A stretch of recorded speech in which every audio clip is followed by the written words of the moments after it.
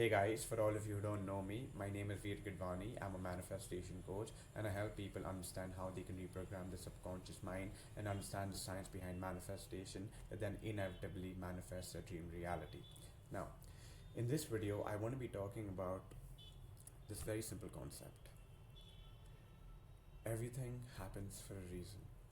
Now, a lot of people have tried to analytically think about whether everything happens for a reason or not. And that's exactly when everybody started talking about placebo. Everybody started talking about coincidences. But I don't want to get into the philosophy of that. I want to help you understand as to how you can use this concept to manifest the life of your dreams. Okay? A lot of people view so called negative situations and see them as obstacles. But if you can truly train your brain to view all of those obstacles as an opportunity for you to act in accordance with the highest version of yourself, that is precisely when you will be able to manifest extremely fast. The reason I say extremely fast, because to manifest is not to be one kind of a person.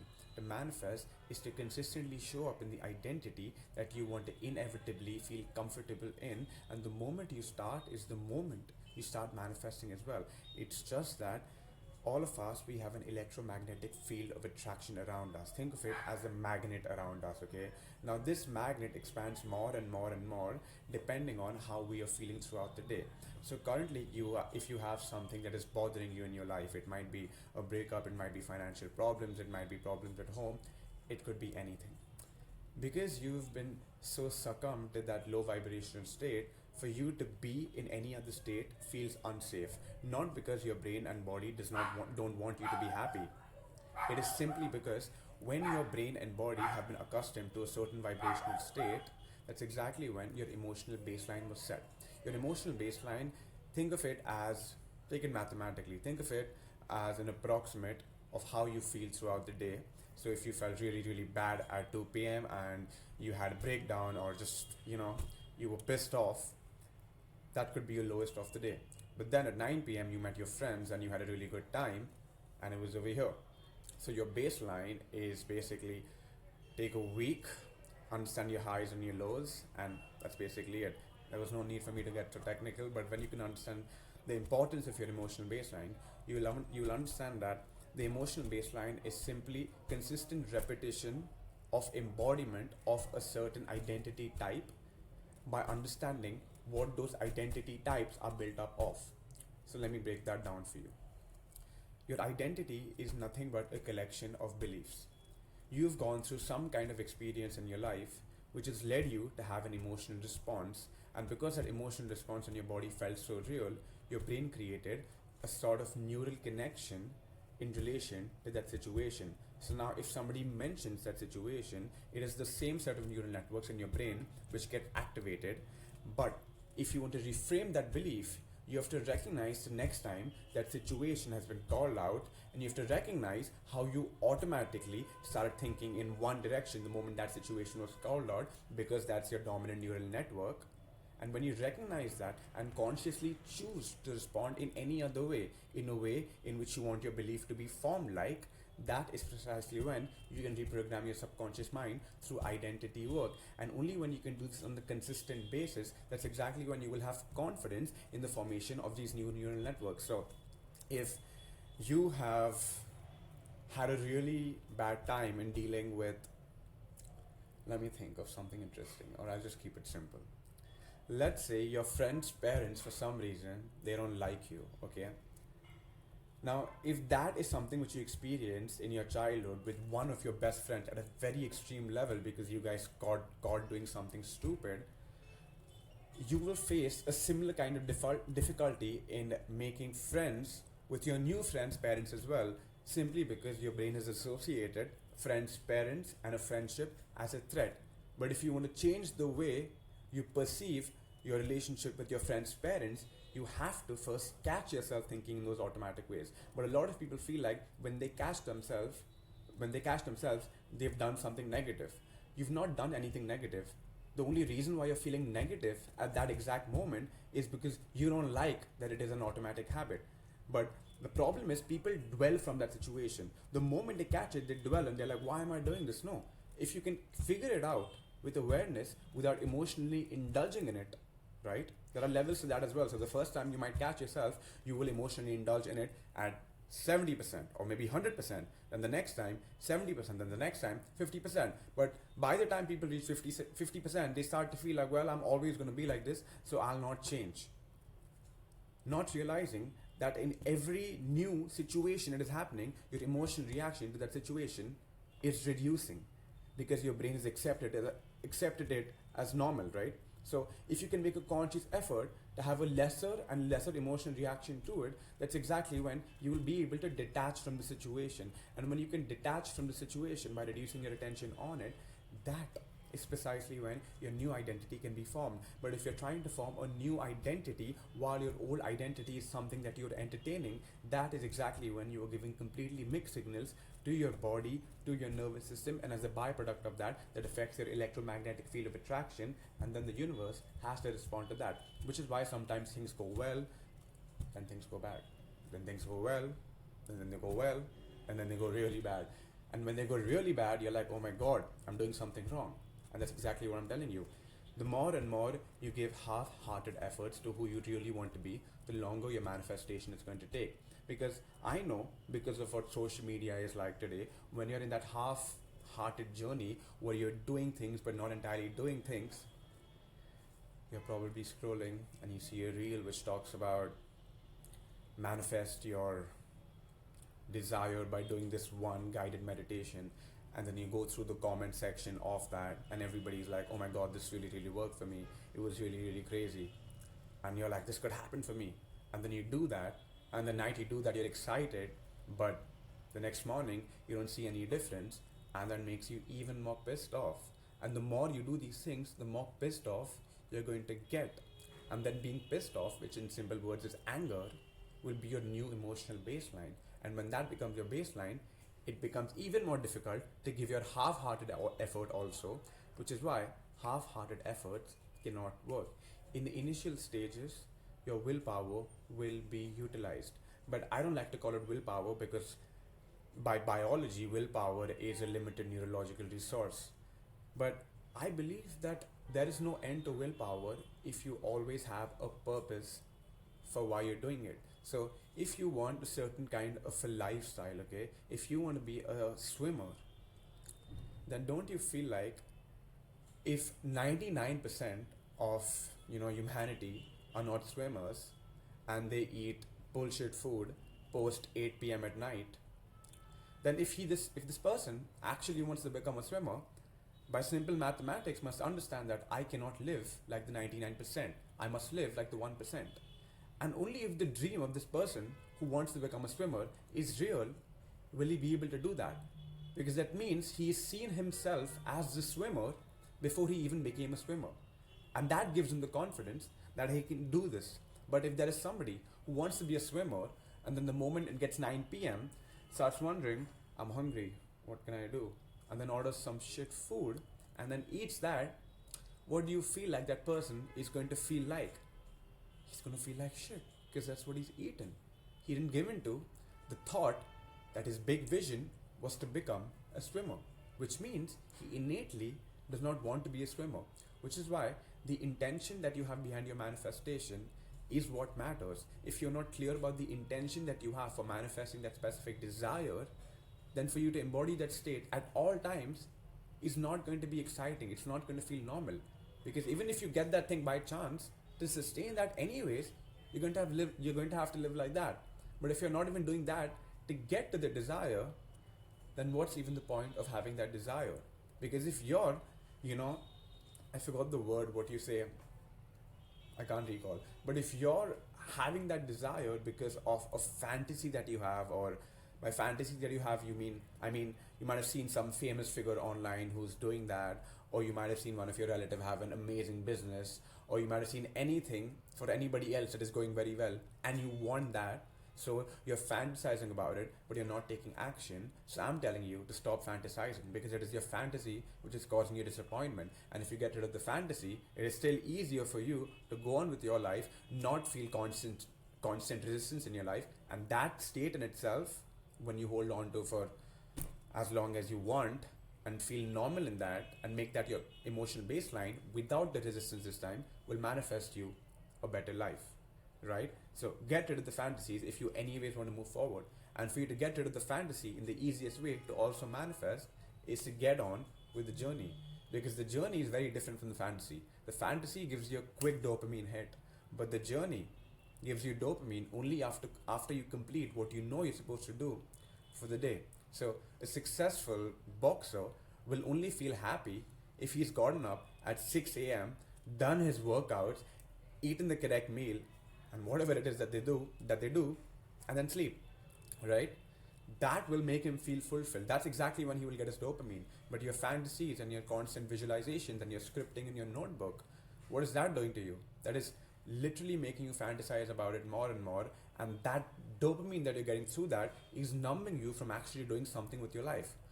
Think about it. How many people in your life do you know at this point who have all of these vision boards and gratitude journals and these fancy things, but they're not truly living the life that they want, right?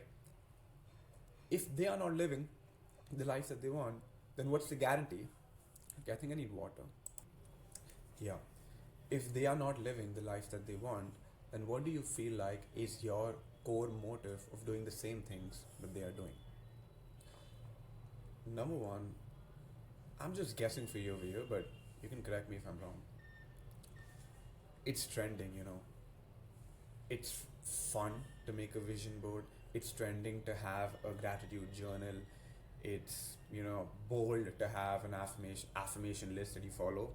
And these things that you're doing on a consistent basis are very, very different from actual identity work, allowing you to be in an emotional state for a consistent period of time.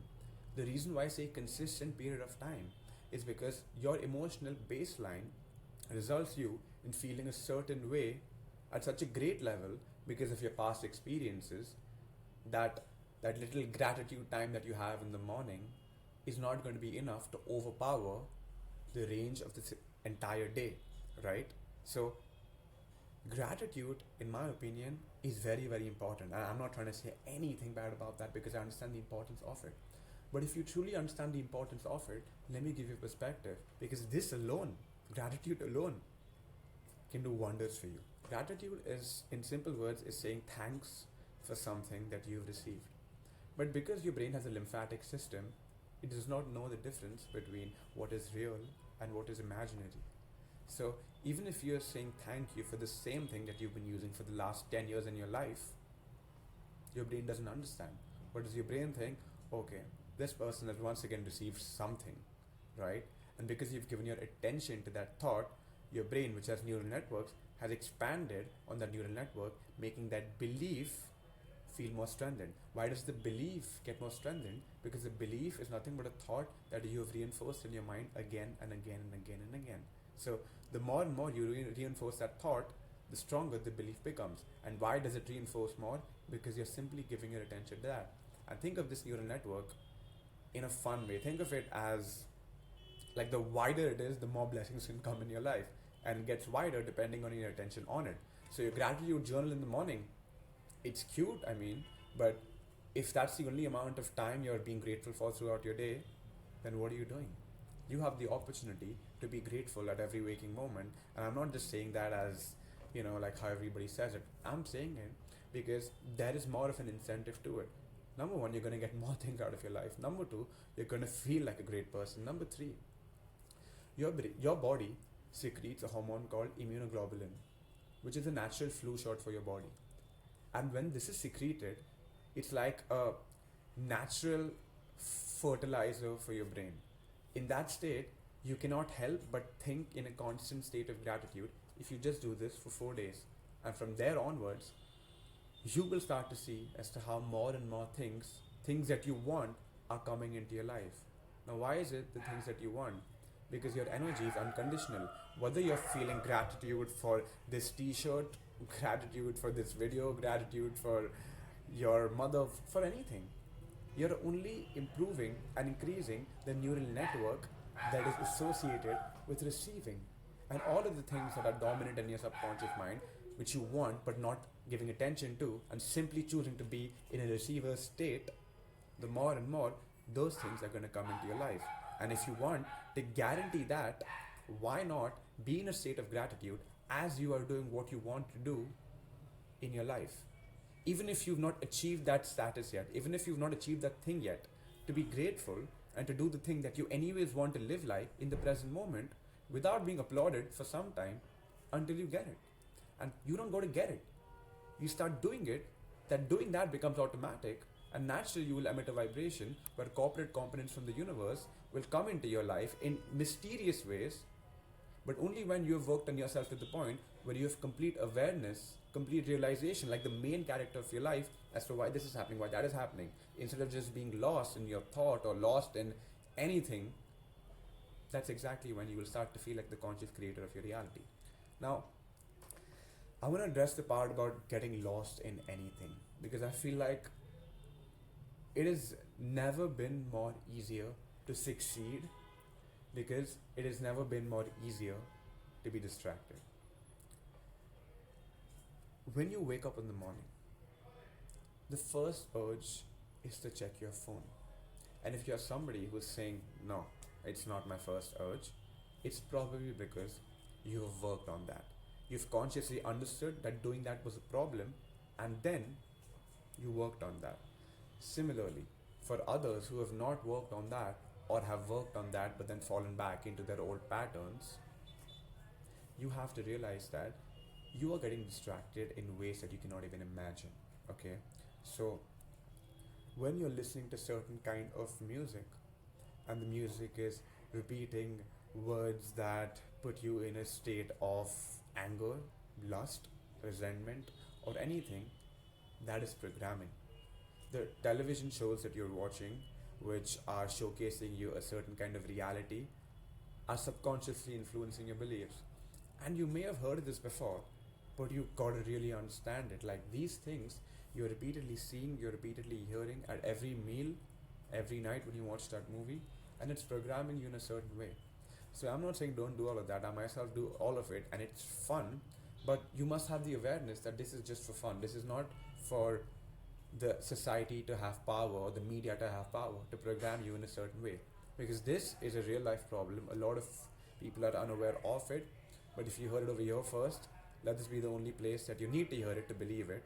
Because when you open your eyes and you see as to how the certain trending songs are just promoting some kind of message, and don't fall for that stuff. So I want to get philosophical about it, but probably I'll create like a whole other video in relation to that. So what I was talking about is, yes, gratitude. Maintain that for 4 days. Let the immunoglobulin in your brain flow, and I'm telling you, the things that you truly want from life will start to flow in the smallest ways first, because your energy needs to expand. But if you don't recognize in its smallest state, then you miss it. But the best part about gratitude is, it forces you to be in the present moment at all times. And all of us, we have this really, really bad habit of always being in a predictable future or a familiar past, only because we choose to find safety in those imaginations that we have in our head. But imagine how much more abundant your life would be if you're not only in the present moment, but also in a consistent state of gratitude. Okay, now I want to be talking about the questions that you must ask to yourself in your manifestation journey. I'm not going to try and keep it too neurological, I'm just going to simplify it. Right? So somebody had this dilemma about what they must do in their relationship. Now, this girl was completely committed to a certain guy, and that guy was also committed to her. And he said that he had spoken to his parents about getting married to her, but she had no idea that it was not true. Now, when she reached an age where she actually wants to get married and received all of the signs from the other end, he says that my parents don't know. And he lied to her about that similar situation for the past 4 years. What do you feel like you would do in a situation like that? You're probably not sure. But imagine if the same situation happened to your daughter, your youngest daughter. You would probably be more loving towards her than you are to yourself. And if you're a guy, then younger guy self, a boy. You would probably be more loving to that version of yourself. So I want you to look at all of the problems that you currently have from a bird's eye view, and I want you to ask yourself as if it was your younger daughter or your youngest son who was in that same situation, what would you advise them to do? And what are the things you would tell them to definitely not do? Make a list of all of these things with the intention of only love in your mind, and you will realize the things that you need to do. And when you do them, you will start to feel this immense amount of love for yourself. And everybody is like, okay, I don't want an immense amount of love for myself. I just want the things that I want in my life, right? But you want those things because it's going to make you feel immense amount of love for life in itself, and as a byproduct of that, yourself.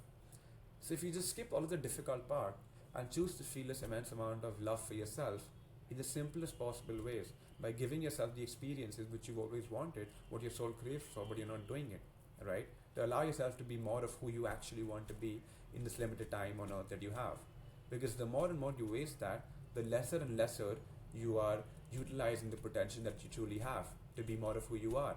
And when you do that for yourself, without the condition of any other thing or any other person in your life, and make that your only mission for the rest of your life in any way that you like, that is precisely when all of the things that you want will start to find you.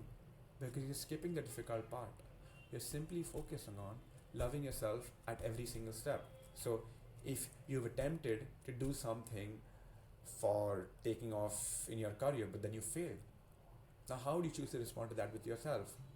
And substitute that with your youngest daughter very, very differently. It'd like put a smile on my face. If it was my youngest daughter, which I don't have, but my youngest daughter, I mean, of course, it's okay, you can try something else, you can do it differently. And it opens a whole new lens of perceptions. But when you fail yourself, because we have ourselves internalized that life is supposed to be difficult at a subconscious level. Of course, I haven't, but a lot of people have subconsciously internalized that life is supposed to be difficult. So they are difficult even on themselves when something goes wrong, because they feel like just because they failed once, they are not worthy of that. And that subconscious influences you. But that's the difference, where you truly know why you're doing whatever it is that you're doing. Like I said in the beginning, when you know what your actual purpose for wanting to do that thing is, you will never run out of willpower, because you know that's what you're supposed to be, that's what your life is supposed to look like. And when you utilize that willpower in the correct directions, that is precisely when, on every single step in that direction, you will start to see synchronicities, as long as you have the conscious awareness of perceiving life, perceiving every experience through the lens of the person that you are becoming, not who you were, and not who you were and are becoming, just becoming. Because it's simply, what does becoming mean? It's kind of simple. You just be it. The thing that you want is coming. That might sound a little bit like, I don't know, but it's that simple. You be it, and then it comes to you. What is belief? You be it, and you leave the rest. That's exactly what belief means. So I have another one, television programming. So whatever the media shows you on, like the internet and Netflix special, I don't want to say all are crazy and they are to reprogram you, but I feel like a lot are. It's television programming. They tell us a vision, so we believe that. Anyways, now let me see what I'm going to discuss with you guys. Yeah, the last thing that I want to talk about, which is actually pretty important, is as you are understanding these concepts of neural networks and how you can actually get into your receiving mode quite simply, don't try to fake it till you make it, which is why I stressed on becoming, right? Don't try to fake it to the point where something happens in your reality, which is a sign of progress, but not the end goal, and you get disappointed by that, right? Because only when you can realize that the destination is the journey. So at every single step of the journey, As you appreciate and are grateful for what is happening, don't ever be upset about the thing not being its complete self. Because you never know, by showing appreciation to this, you might skyrocket to a level where you never even thought.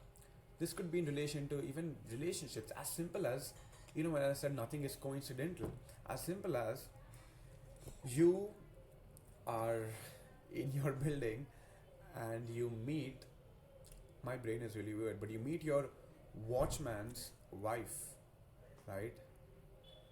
How do you treat that woman? You have no business in treating this woman in any way. But if you met that woman and right before meeting that woman, you got some really, really good news, you would speak to that woman differently. Or you would at least greet her, or you would at least speak to her, or you would at least smile at her. If you're not doing any of these things as your current self, then you're one step behind. Because faking it till you make it puts a lot of pressure on you. But if you just go through life like you just received really, really, really good news, that's all that your perception will allow. And when that is all that your perception allows, you're reprogramming your brain's reticular activating system. This is a natural filter which allows the kind of thoughts that reach your conscious mind. So, the more and more consistent you are by pretending like you just received really, really good news and do what you're supposed to do to shape the identity in relation to the reality that you want, you're doing the work, you're grateful, you're pretending like you got really, really good news, and because you're pretending for 1-2 days with your conscious willpower, because of your purpose behind that, you will start to see proof because of your conscious awareness, which you can build through meditation, simple meditation. Close your eyes, put your attention on nothing other than the center of your forehead, and you're good. You package it just like this, and I'm telling you, you will start to see proof in your three-dimensional reality that your desires are manifesting. If you wish to personally manifest your desires with me, the link is in the description, and I'll see you very soon.